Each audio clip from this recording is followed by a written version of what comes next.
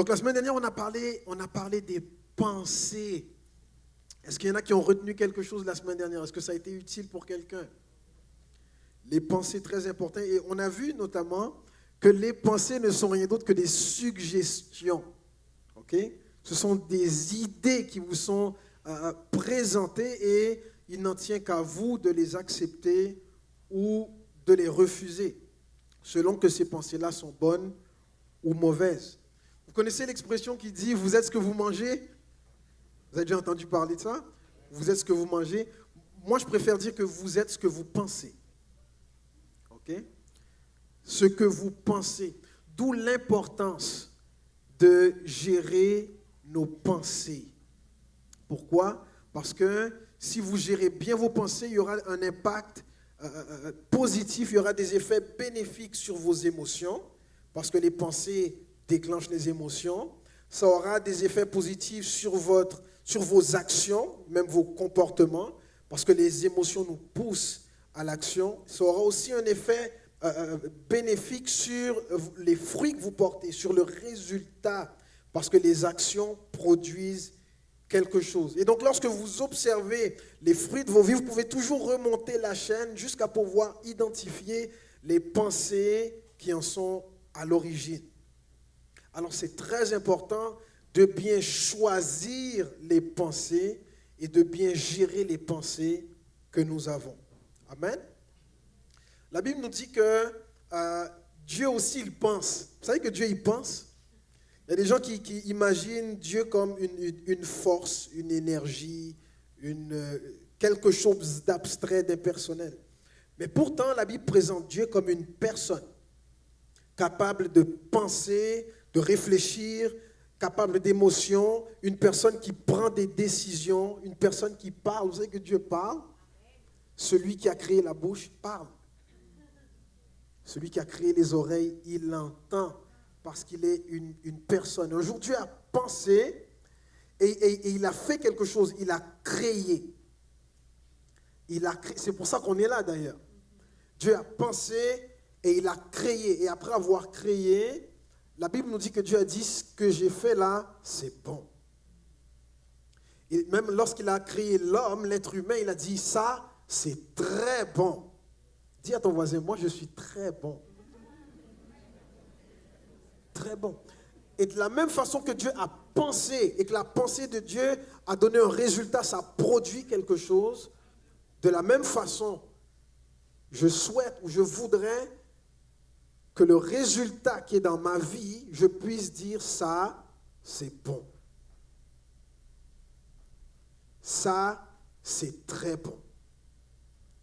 Si je vois mon mariage, je veux pouvoir dire, mon mariage, c'est bon. C'est le résultat que je voulais. Ma carrière, c'est bon.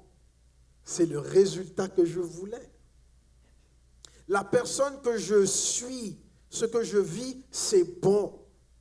Ça correspond au résultat que je voulais. Si c'est votre cas, gloire à Dieu. Mais si ce n'est pas votre cas, qu'est-ce qu'on fait? Si ce que vous êtes et ce que vous vivez ne correspond pas à ce que vous voulez vraiment. Si vous observez votre vie et vous ne pouvez pas dire « ça c'est bon ».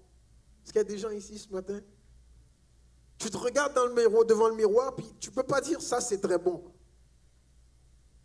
Qu'est-ce que tu fais? Comment je vis avec ça? Comment je vis avec moi-même?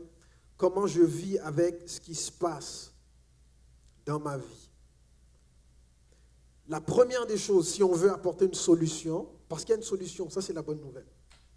La première des choses, c'est de comprendre. Comprendre qu'est-ce qui t'a amené là. Et quelles sont les pensées qui ont produit ce résultat-là dont tu ne veux pas. Et on s'est laissé avec une question la semaine dernière, à savoir, mais d'où viennent mes pensées? On pense tout le temps et nos pensées finissent par produire quelque chose. Mais nos pensées, d'où viennent-elles? D'où est-ce que ça vient? Et il y a peut-être des personnes qui vivent des choses et qui observent, ils constatent des choses dans leur vie et n'avaient jamais fait le lien avec ce qu'ils vivaient et leurs pensées. Ils pensent que ce qu'ils vivent là, c'est venu de nulle part. C'est apparu comme ça. Je me suis levé un bon matin, puis j'étais dans cette situation-là. Je me suis levé un bon matin, puis j'étais couché à côté de cette personne-là. Je me suis levé un matin, puis je travaillais ici. Je me suis levé un matin, et à l'intérieur, j'étais comme ça.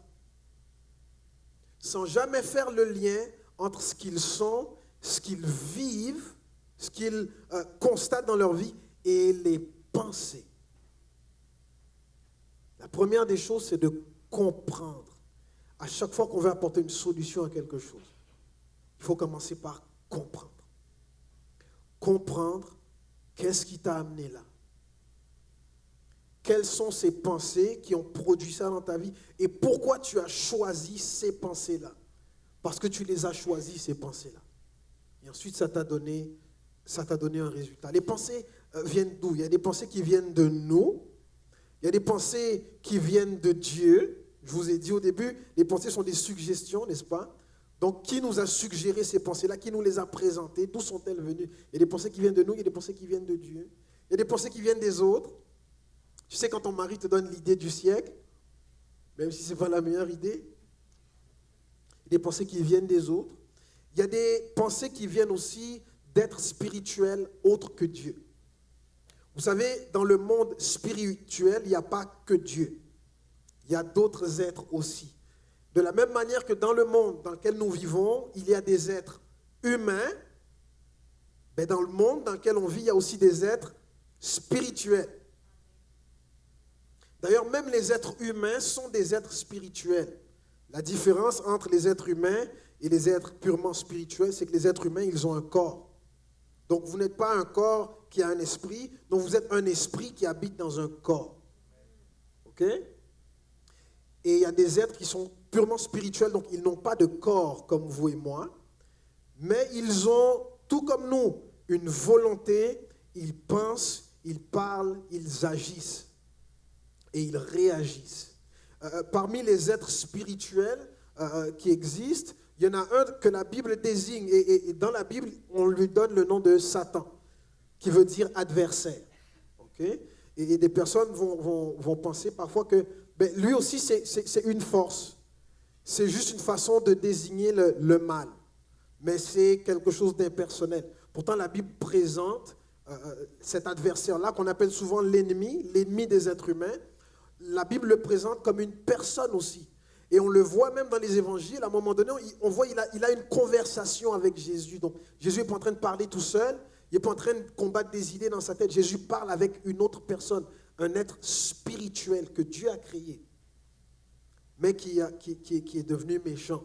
Okay, on ne rentrera pas dans tout cela, mais d'où viennent les pensées? De ces différentes sources-là. Et lorsque on parle des pensées qui viennent de nous, Jésus nous fait remarquer quelque chose d'intéressant ici. Dans le livre de Matthieu, au chapitre 15, le verset 19, voici ce que Jésus y dit. Il dit, car c'est du cœur que viennent les mauvaises pensées, les meurtres, les adultères, les impudicités, les vols, les faux témoignages, les calomnies. Ça vient du cœur. Ok. C'est quoi le cœur?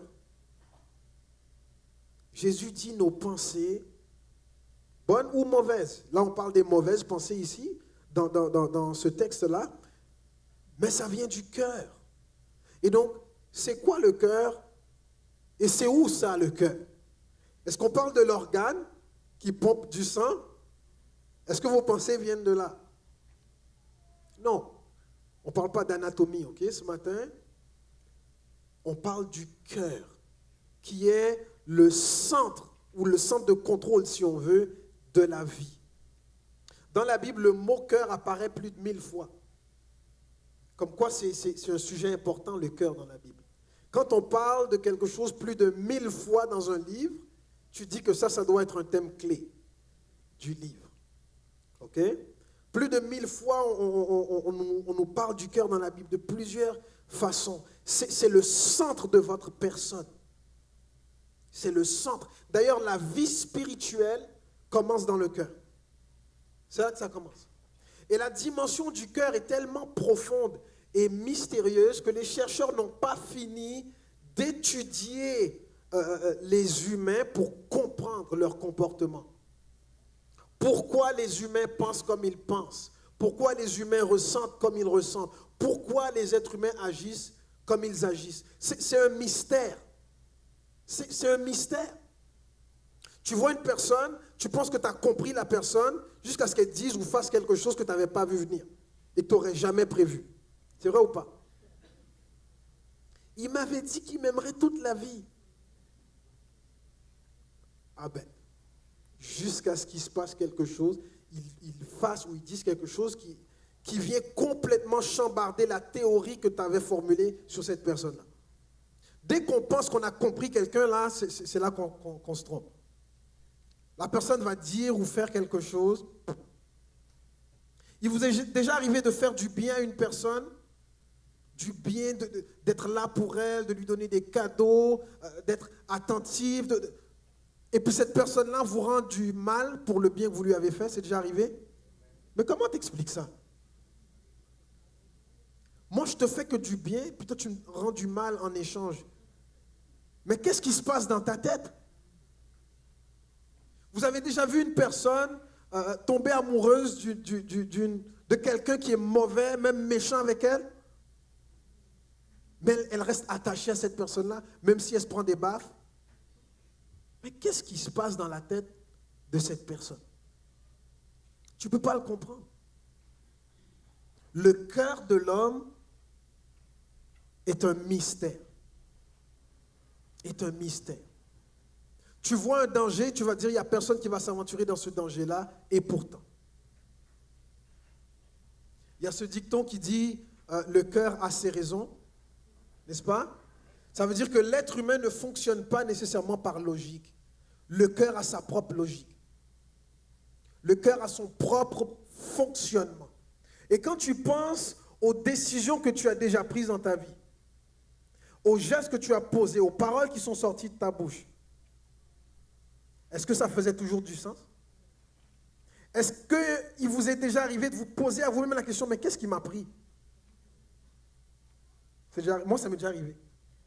Mais qu'est-ce qui m'a pris? Je ne comprends même pas pourquoi j'ai fait ça. Vous savez ce que ça veut dire, ça? Même nous, on ne se comprend pas. Pas besoin d'avoir honte. Ok, moi, je lève la main pour tout le monde. Je prise la glace, je vais être honnête pour vous. Ok, s'il y a des gens dans la salle qui ne se comprennent pas toujours, et pourtant, vous êtes vous.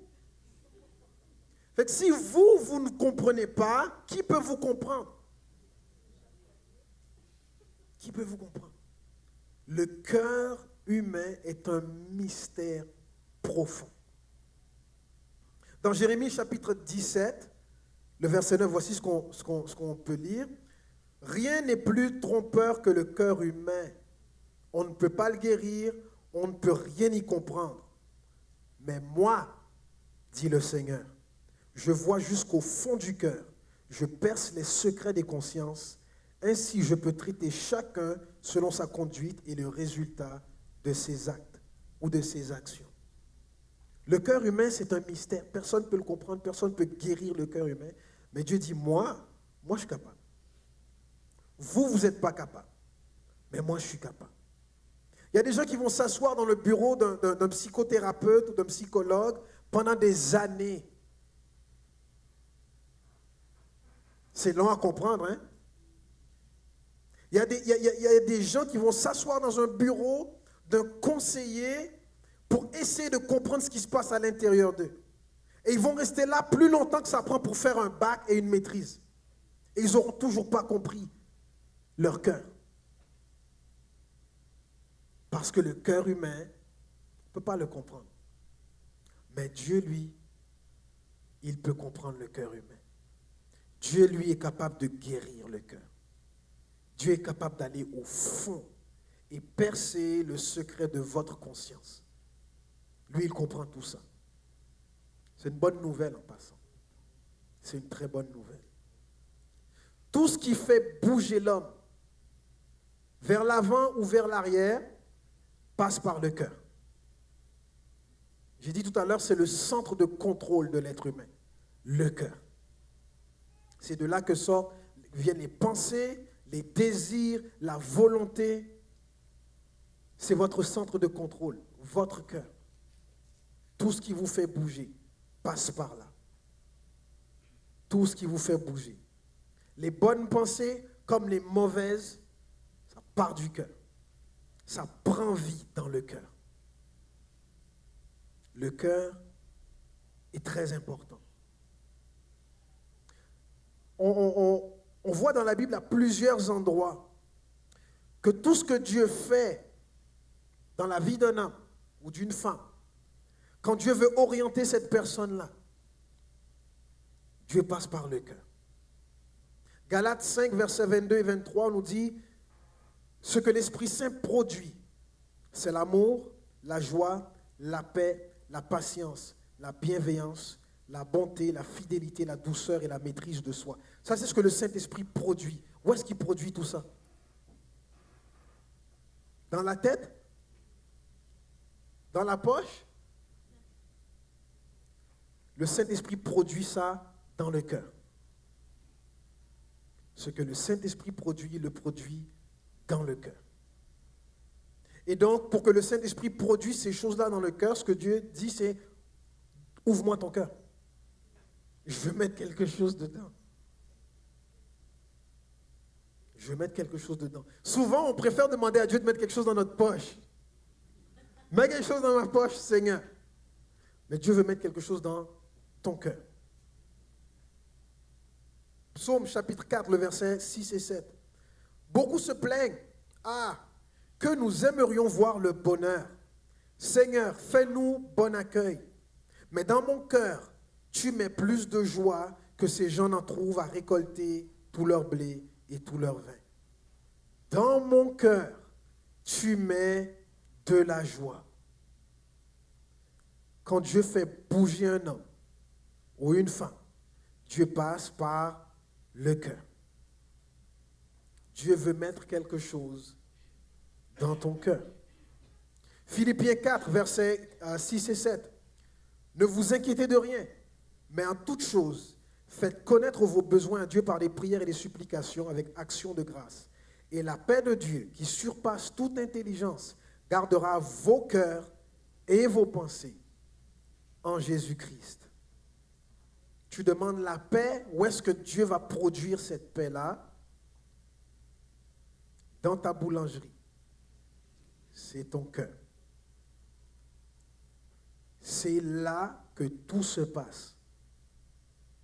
C'est dans ton cœur. C'est pas dans ta tête. C'est pas dans tes poches. C'est pas dans ton tiroir. C'est dans ton cœur. Donc les pensées qui portent du bon fruit prennent vie dans le cœur. Il y a des pensées, donc ça ce sont des pensées qui viennent de Dieu, ce que Dieu produit dans le cœur, mais il y a aussi des pensées qui viennent des esprits, des êtres spirituels, qu'on a vus. Dans Actes au chapitre 5, au verset 3, voici ce que Pierre dit à Ananias. Il s'est passé quelque chose dans l'église, il y avait un projet, un peu un projet de collecte de fonds si on veut, et il y a un homme qui a fait une transaction et qui a menti sur cette transaction-là, d'accord? Ça, c'est vraiment le résumé du résumé.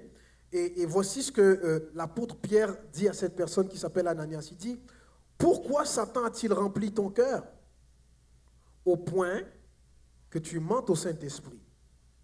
Pourquoi Satan a-t-il rempli ton cœur? » Quand Dieu veut faire bouger une personne, Dieu passe par le cœur. Quand Satan veut faire bouger une personne, il passe aussi par le cœur. Pourquoi Satan a-t-il rempli ton cœur au point que tu mentes au Saint-Esprit? Il y a des pensées qui viennent de vous, il y a des pensées qui viennent de Dieu, il y a des pensées qui viennent des autres, il y a des pensées qui viennent d'autres êtres spirituels. Satan est un exemple d'être spirituel.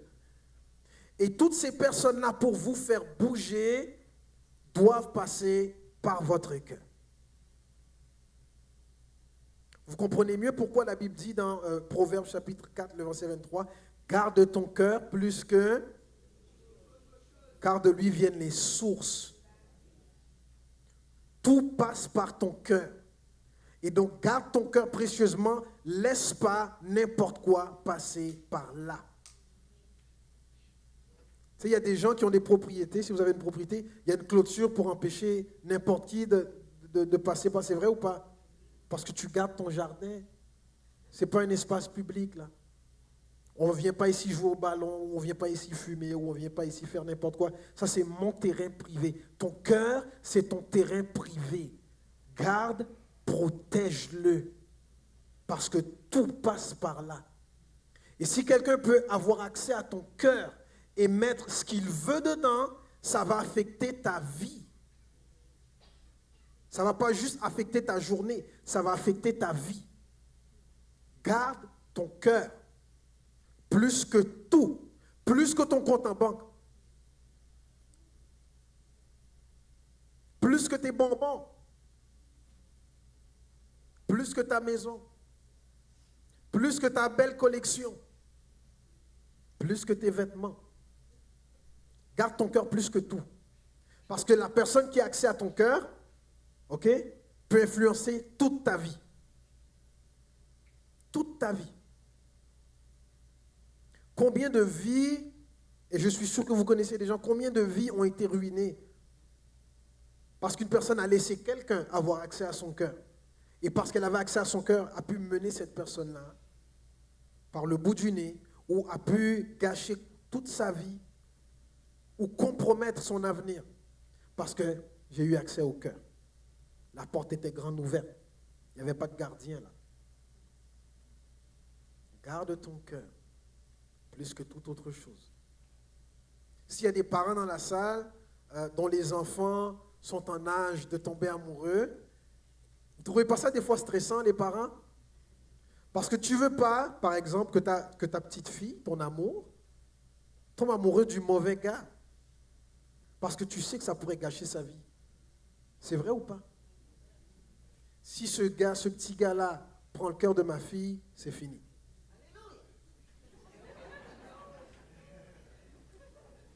Alors, à un certain âge, des fois, ce n'est pas évident de garder son cœur, mais nous, les parents, on veut garder nos filles et nos fils. Parce que c'est vrai aussi pour les garçons. Oui, tu peux dire amen. Toi, tu as un petit garçon en plus. Garde ton cœur. Jésus dit dans Jean chapitre 10, le verset 10, le voleur, là il parle de l'ennemi, il dit, le voleur ne vient que pour dérober, égorger et détruire. Moi, je suis venu afin que les brebis aient la vie et qu'elle soit dans l'abondance. Dieu veut te donner la vie en abondance, il passe par le cœur. L'ennemi veut dérober, voler, détruire cette vie que Dieu t'a donnée. Il passe par où? Par le cœur. Parce que tout passe par là.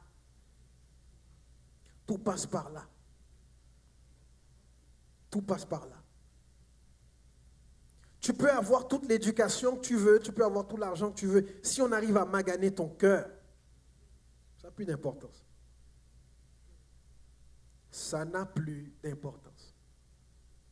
Parce que ce n'est pas ton diplôme qui assure ton avenir. Ta qualité de vie nécessairement, spirituelle du moins, ton bien-être. Ce n'est pas ton argent, ce n'est même pas tes amis, ce n'est pas tous les objets que tu as. Ce n'est pas ton écran plat. Non, c'est ton cœur. Si j'arrive à maganer ton cœur, c'est fini. C'est fini. Le voleur vient pour voler, dérober, détruire. Moi, je suis venu pour donner la vie. Donc Dieu donne la vie et le diable vient détruire. Et les deux, pour le faire, passent par le cœur. Les deux pour le faire passent par le cœur. Et des fois, vous savez, on pense que non, le diable, il veut me ruiner, il veut toucher mes finances, il veut toucher mes relations, il veut toucher mes biens, il veut toucher ma maison pour me gâcher la vie. Non, ça, ce sont que des biens. Pour l'ennemi, ta maison, ton argent, ta voiture, ce n'est pas un enjeu pour lui, ça. Ces choses-là, ça peut se remplacer. Lui, ce qu'il veut, c'est ton cœur. Parce que s'il arrive à maganer ça, On s'en fout que tu aies une voiture, de l'argent, une maison ou quoi que ce soit que tu veux. Si j'arrive à bousiller ton cœur, c'est fini. C'est fini. Il ruine la vie des pauvres et il ruine la vie des riches. Pas parce qu'ils sont pauvres, pas parce qu'ils sont riches, mais parce qu'il a eu accès au cœur. Tout passe par là. Ton cœur. Garde ton cœur. Et quand il ruine un cœur, son but c'est quoi? C'est de te séparer de Dieu. Parce qu'un cœur en mauvais état, un cœur brisé, un cœur malade, a du mal à connecter avec son Créateur. Et s'il a du mal à connecter avec le Créateur, il peut compromettre toutes les promesses de Dieu pour ta vie, toute la volonté de Dieu pour ta vie, toutes les bonnes intentions de Dieu pour toi. Il peut gâcher tout ça seulement s'il a accès à ton cœur. Toi, tu pensais qu'il voulait ton argent, tu t'es fait avoir. Ce n'est pas ton argent qu'il veut, c'est ton cœur. Dieu veut ton cœur, le diable veut ton cœur, ton amour veut ton... Tout le monde veut ton cœur. À qui tu vas le donner? À qui tu vas le donner? À qui tu vas le donner? Tout le monde veut ton cœur. Ton cœur, c'est ta responsabilité. Donc la Bible ne dit pas donne-le, la Bible dit garde. Garde. Maintenant, à qui tu permets de mettre quelque chose dedans, ça c'est une autre question. Bientôt c'est l'Halloween.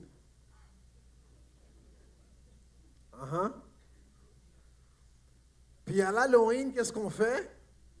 On se promène avec des sacs ou avec des gros bols. On frappe aux portes. Puis qu'est-ce qu'on veut? Des bonbons. Mets des bonbons dans mon sac. OK? Bon. Tu reçois n'importe quoi ou tu choisis tes bonbons? Quand j'étais petit, nous, on faisait la tournée. J'habitais à Montréal-Nord et puis moi, j'avais comme 3 ou 4 sacs. Puis tu sais, je faisais le tour du quartier, puis je prenais tout. Mon objectif, c'était de remplir mon sac au maximum. OK? Pour que, quand j'arrive à la maison, j'ai 2 sœurs, donc avec mes sœurs, on faisait un concours de qui avait le plus de bonbons. Donc, on les comptait à la fin. Puis, est-ce qu'on mangeait tous ces bonbons-là? Non, il y en a qu'on jetait. Parce que ça, c'était pas bon. Ça, j'aimais pas ça, la réglisse noire, dégueulasse. Donc, je prenais pas tout. OK? Donc, imaginez votre cœur un peu comme ce sac-là, et puis vous faites le tour de la vie, et vous demandez aux gens de vous donner des bonnes choses. Est-ce que les gens vont nécessairement mettre de bonnes choses toujours dans votre sac? Non. Mais si ton sac est tendu, on va mettre quelque chose dedans. On va mettre quelque chose dedans. Et il y a des personnes mal intentionnées qui mettront des choses mauvaises dedans. Je veux faire peur à personne. Je suis sûr que ce sont des histoires que vous avez déjà entendues. Moi, c'est arrivé à une amie à moi, proche.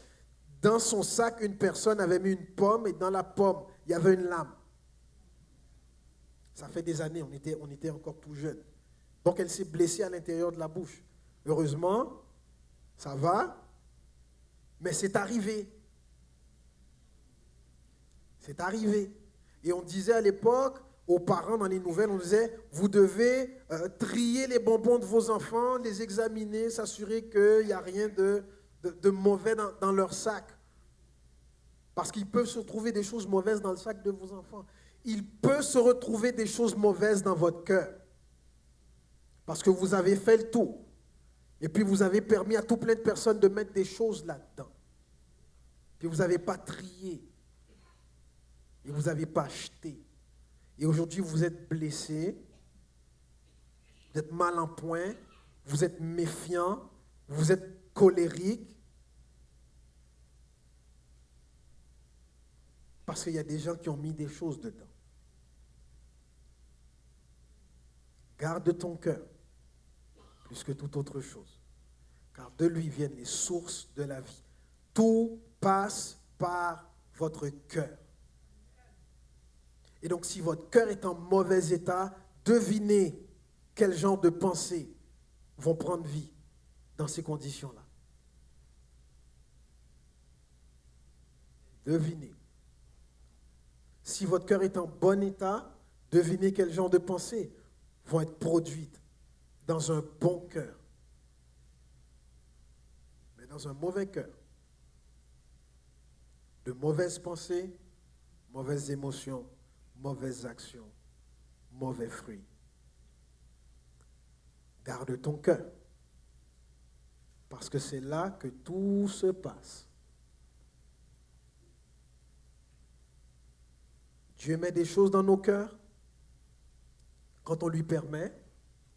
L'ennemi essaye aussi de mettre des choses dans notre cœur si on lui permet.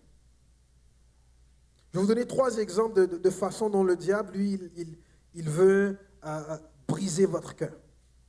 OK? Il veut briser votre cœur par le mensonge. Dans Genèse chapitre 3, le verset 4, c'est le récit de la création. OK? Et il se passe quoi? Donc il y a Adam et Ève dans ce jardin, le jardin d'Éden. Il y a un serpent qui s'approche et il y a une conversation avec eux. Et il leur ment. Et voici ce que ça donne au chapitre 3, le verset 4 à 5. Alors le serpent dit à la femme, vous ne mourrez point. Parce que lui, il incitait à manger du fruit que Dieu leur avait interdit de manger. Et dit, non, Dieu nous a dit que si on mange, voici ce qui va se passer. Et le serpent vient contredire cela. Il dit, vous ne mourrez point. Mais Dieu sait que le jour où vous en mangerez, vos yeux s'ouvriront et que vous serez comme des dieux, connaissant le bien et le mal. Donc, qu'est-ce qu'il a fait là? Dieu nous a dit quelque chose, et donc on s'en tient à ce que Dieu nous a dit. Le serpent dit non, ce que Dieu vous a dit là, non. Dieu c'est un menteur, tu ne peux pas te fier à ce qu'il te dit. Tu ne peux pas te fier à ses promesses, tu ne peux pas te fier à sa parole, tu ne peux pas lui faire confiance. Tu ne devrais même pas croire en lui. Qu'est-ce qu'il est en train de faire? Il ment pour briser quelque chose dans le cœur de l'homme. Il brise la confiance. Il brise la confiance. En d'autres mots, vous ne pouvez pas faire confiance à Dieu. Il brise cette confiance-là. Et au verset 12, un peu plus loin, Dieu a une conversation avec les hommes et il leur dit, mais qu'est-ce que vous avez fait là? Je vous avais dit de ne pas toucher ça, vous avez fait autrement et ainsi de suite. Et Adam, lui, il dit, bon ben, la femme que tu m'as donnée, que tu as mise auprès de moi, c'est elle qui m'a donné le fruit et puis j'en ai pris. Donc non seulement le serpent a brisé la confiance dans le cœur, il a brisé la confiance qu'ils avaient envers Dieu, mais il a même brisé la confiance qu'il y avait entre l'homme et la femme. C'est drôle, tout à l'heure tu m'appelais chérie d'amour, maintenant je suis juste la femme. Séparation, il y a comme une distance qui est prise là. Il a réussi à les séparer. Il a brisé la confiance qu'il y avait. Il y avait une confiance entre Adam et Ève, si bien que quand Ève a présenté le fruit, Adam l'a pris parce qu'il avait confiance en elle. Mais quand il a vu le résultat de ce que ça a donné, j'aurais pas dû lui faire confiance. C'est plus chérie, c'est la femme. Il a brisé quelque chose. Les cœurs étaient brisés. Qu'est-ce que vous pensez que ça a fait à Ève, ça? Entendre son mari dire ça. Ça te fait quoi quand ton mari maintenant te repousse? Ou se dissocie de toi? Ça fait du bien? Non, ça brise le cœur. Ça brise le cœur. Le diable a fait d'une pierre 2 coups.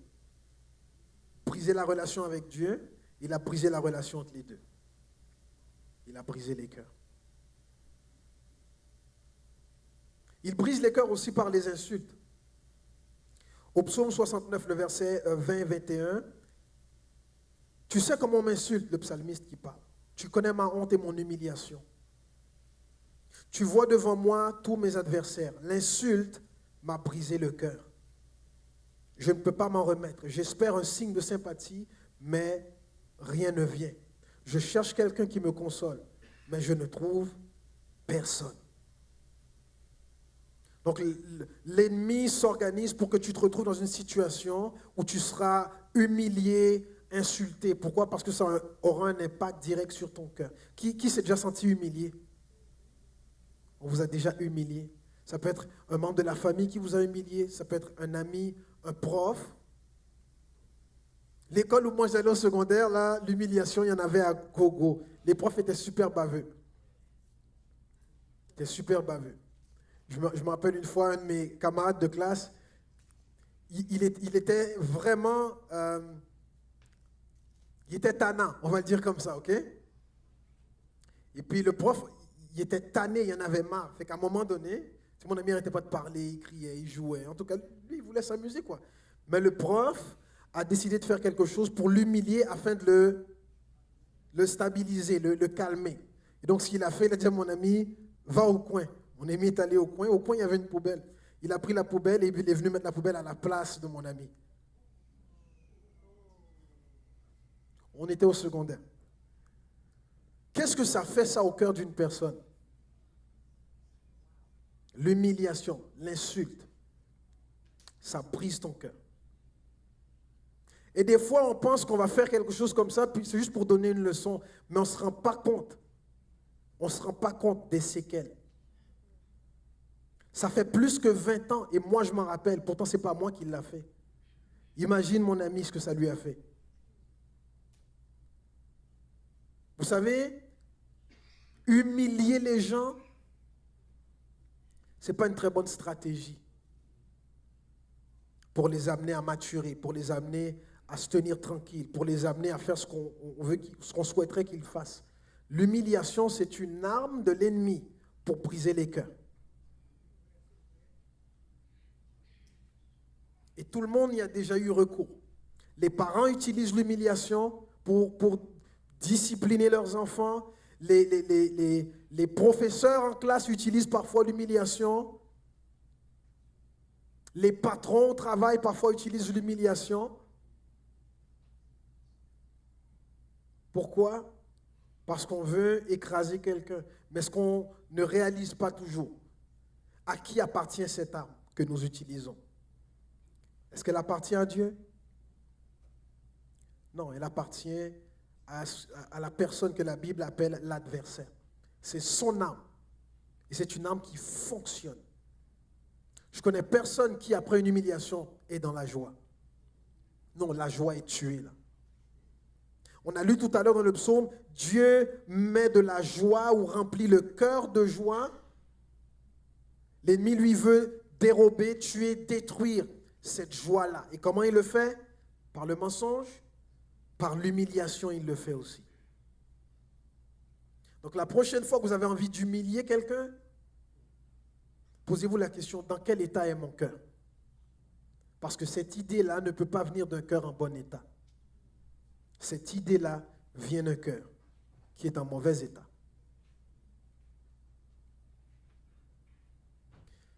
Il brise le cœur aussi, l'ennemi, toujours. Il brise le cœur par le chagrin. Psaume 13, verset 3. Jusqu'à quand aurai-je des soucis dans mon âme et chaque jour des chagrins dans mon cœur? Jusqu'à quand mon ennemi s'élèvera-t-il contre moi? Quand tu as du chagrin, est-ce que tu as de la joie? Non, le chagrin tasse la joie. Le chagrin tasse la paix. Le chagrin tasse toutes les bonnes choses que Dieu veut mettre dans notre cœur.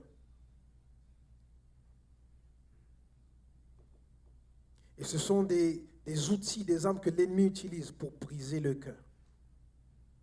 Parce qu'il sait que s'il peut juste briser ton cœur, il n'a même plus besoin de t'attaquer. Il y a des gens qui pensent qu'ils voient des attaques du diable partout, mais non. J'ai juste besoin de briser ton cœur. Après, ton cœur va faire le travail. Moi, je peux passer à autre chose. Je vais te laisser t'auto-détruire parce que ton cœur est cassé. Si ton cœur est cassé, tu vas t'auto-détruire. J'ai même plus besoin de t'attaquer. Donc, tout ce que tu vois, le résultat, là, ce que toi tu appelles attaque, c'est juste le résultat d'un cœur cassé qui produit des pensées, qui donnent naissance à des mauvais fruits. J'ai juste cassé ton cœur, puis toi tu as fait le reste.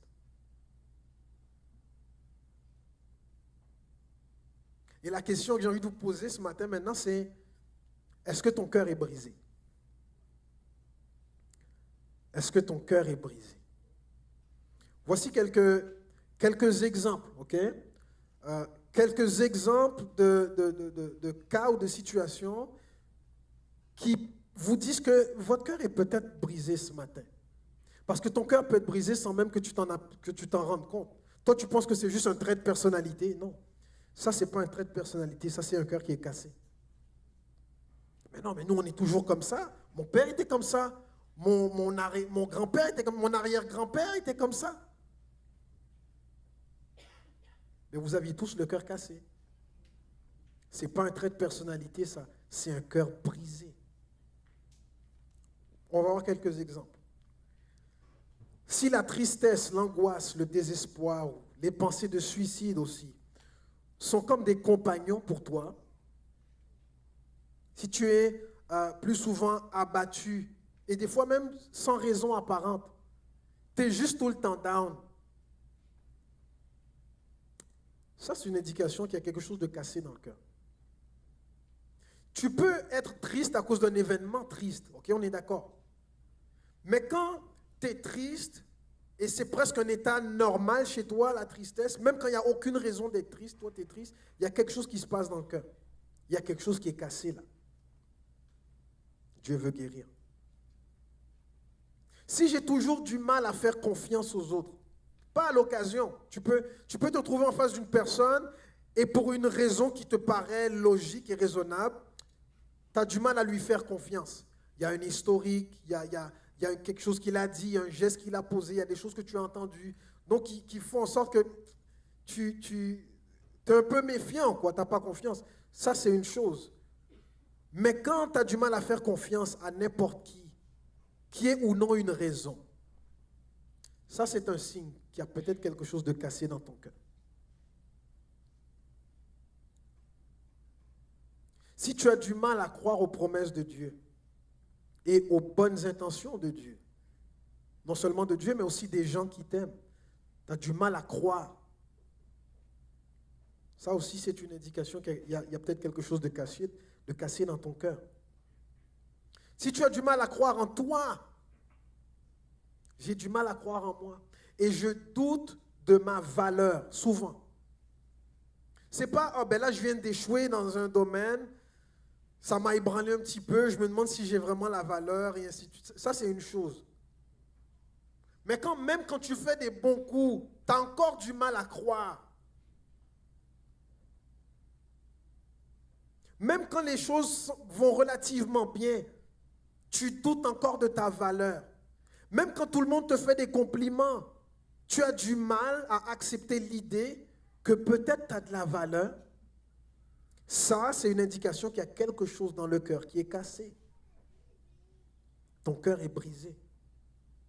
Ah, mais moi, je pensais que le cœur brisé, c'est juste quand on est triste, puis qu'on pleure, puis quelque chose nous a fait de la peine. Non, on ne parle pas de ça, là. On parle de l'état du cœur. On ne parle pas d'un événement. Quand la parole de Dieu ou les paroles de Dieu ont peu d'effet sur moi, je peux entendre quelque chose, je sais que ça vient de Dieu, mais il y a une indifférence totale. Je suis insensible aux paroles de Dieu, qui sont pourtant bonnes, qui pourtant donnent la vie, qui pourtant sont des paroles de guérison, qui pourtant me donnent l'espoir d'un avenir meilleur. Les paroles de Dieu ont peu d'effet sur moi. Ça, c'est une indication qu'il y a quelque chose dans mon cœur qui est cassé. J'ai toujours du mal à me réjouir pour les autres. Quelqu'un m'appelle, me partage une bonne nouvelle. Oh, ouais. Bravo, là.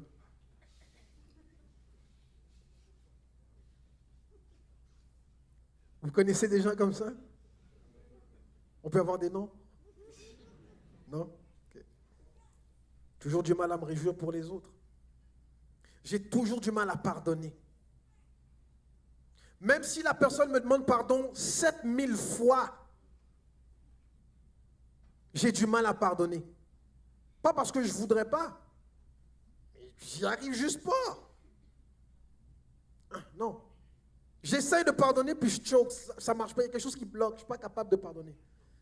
Quelque chose est cassé dans ton cœur. Quelque chose est cassé. Si je suis plus souvent dans la colère, en colère que dans la joie. Je ne parle pas de, il s'est passé quelque chose, ça m'a mis en colère. Non. Je suis plus souvent en colère ou bougonneux que dans la joie. La joie, ce n'est pas mon état normal. La joie, pour moi, c'est l'exception. Ah, tiens, il est joyeux aujourd'hui, gloire à Dieu. Quand les gens disent ça, c'est que, ok, ça ne t'arrive pas souvent. Je suis plus souvent comme fâché. Il y a quelque chose qui est cassé dans ton cœur. Il y a quelque chose. En plus, si tu es chrétien et que l'Esprit de Dieu habite en toi, et que quand même, tu es plus souvent bougonneux ou fâché que dans la joie ou serein, ça c'est une indication que ton cœur est brisé. Parce que tu peux avoir l'Esprit de Dieu en toi et avoir en même temps un cœur brisé. Parce que tu n'as pas fait le processus de guérison.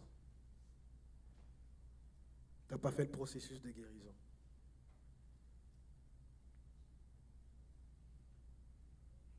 Mais j'ai une bonne nouvelle ce matin. Tu as peut-être entendu tous ces exemples-là et j'aurais pu en nommer d'autres, mais maintenant, il faut qu'on s'arrête quelque part. Et tu t'es dit, oh, moi, je ne pensais pas que mon cœur était brisé. Je pensais que c'était normal. Je pensais que c'était juste moi. Et quand quelqu'un m'en a parlé, je dis, ben moi, je suis comme ça. Accepte-moi comme ça. Je ne peux pas accepter que tu vives avec un cœur brisé toute ta vie. Toi, tu irais chez le concessionnaire, puis tu achètes une voiture, tu sors avec, elle a de l'air neuve, puis à l'intérieur, tu te rends compte qu'il y a plein de choses de cassées. Tu vas dire quoi? Bof, au moins j'ai un volant. Non.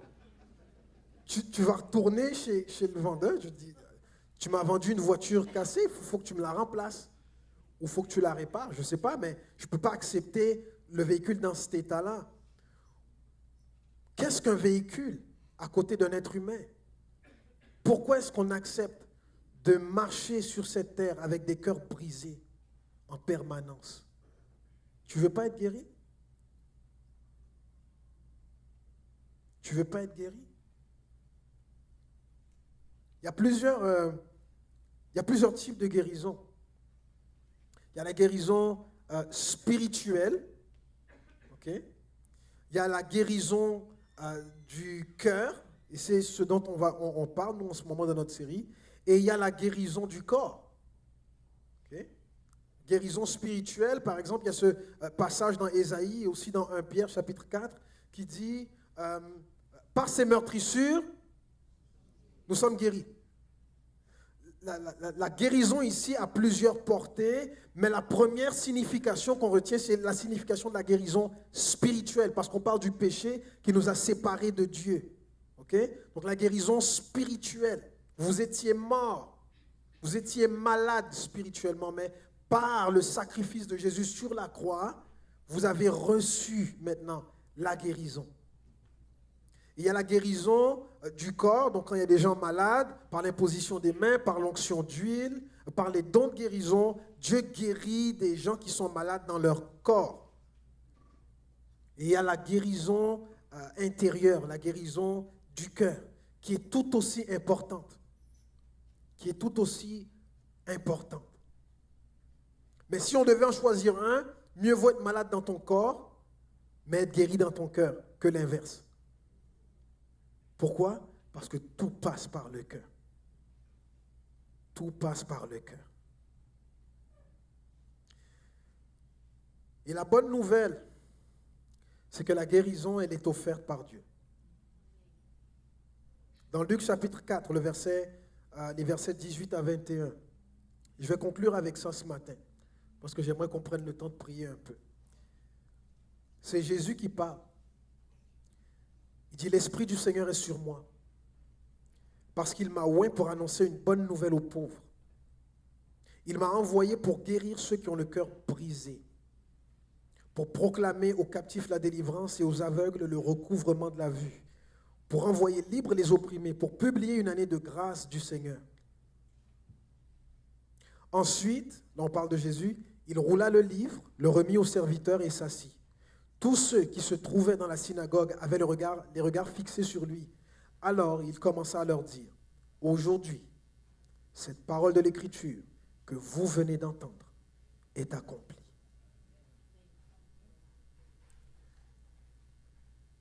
Avant qu'on prie, là, quelques remarques sur ce texte que je viens de lire. Ça, ce que je viens de lire là, c'est tellement, c'est un passage, je ne sais même pas comment le qualifier. Je pense que c'est un des passages les plus importants dans la Bible.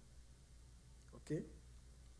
Pourquoi? Parce que dans ce passage-là, Jésus est en train de dire, tout ce que vous attendiez, tout ce que Dieu vous a promis, tout ce à quoi, après qu'on a soupiré pendant des siècles, c'est là, aujourd'hui et maintenant.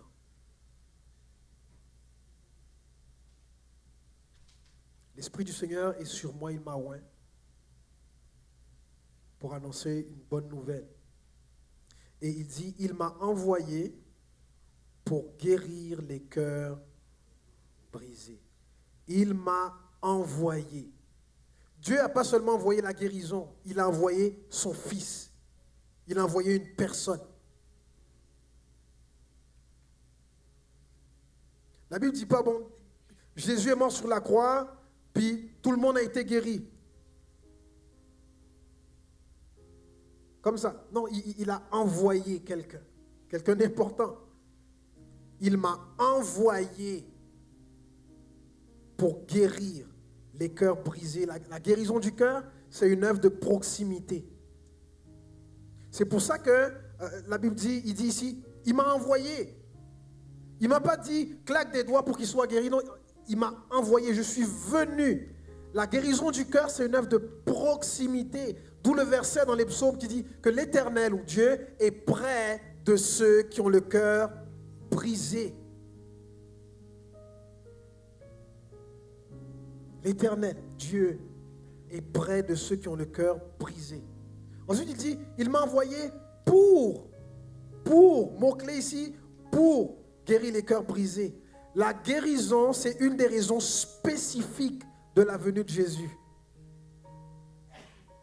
La guérison du cœur est une des raisons spécifiques de la venue de Jésus. Ça veut dire que c'est la volonté de Dieu que tu sois guéri si ton cœur est brisé.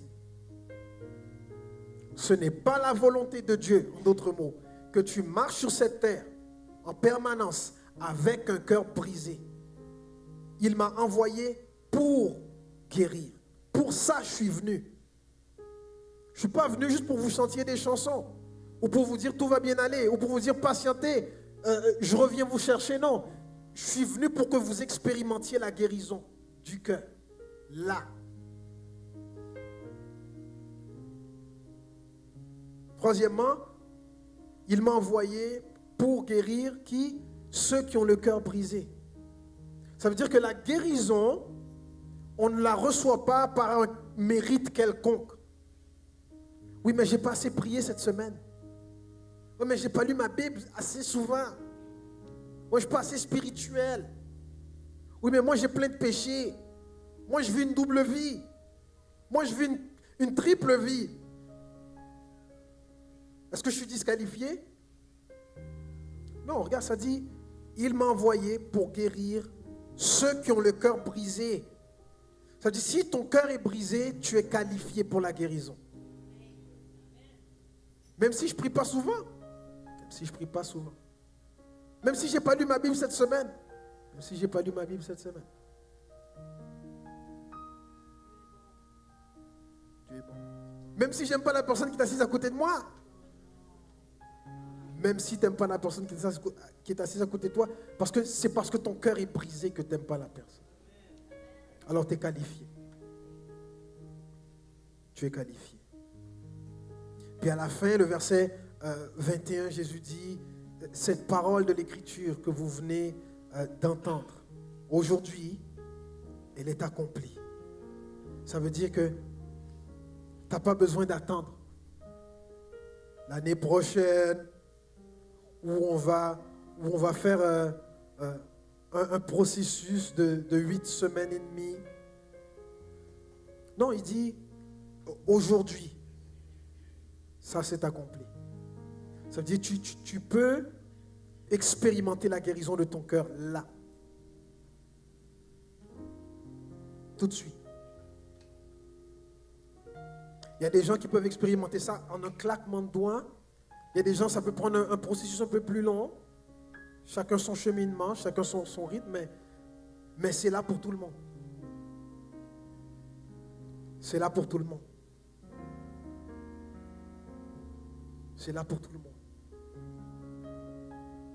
La semaine prochaine, on va parler des étapes de la guérison, mais